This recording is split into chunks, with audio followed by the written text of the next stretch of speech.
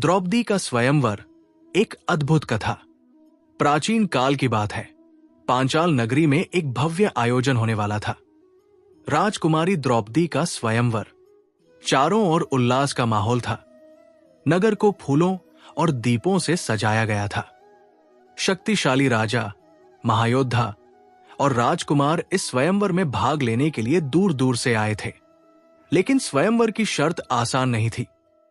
सभा के मध्य में एक विशाल धनुष रखा था और ऊपर छत से मत्स्य यंत्र लटका था। एक घूमता हुआ लक्ष्य जिसकी परछाई जलकुंड में दिख रही थी। स्वयंवर की शर्त थी कि जो योद्धा जल में देखकर मत्स्य यंत्र को भेदेगा वही द्रौपदी का वर बनेगा।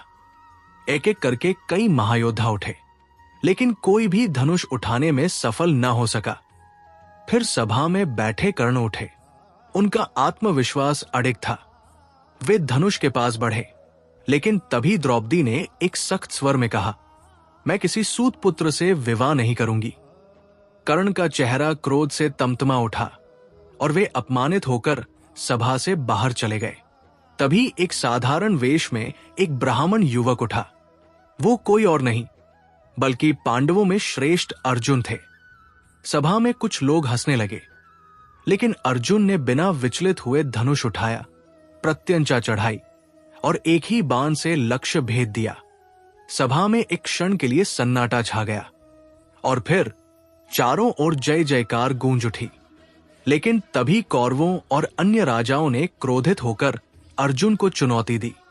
भीम और शल्य में भयंकर युद्ध हुआ और अंततः भीम ने शल्य को पराजित कर दिया।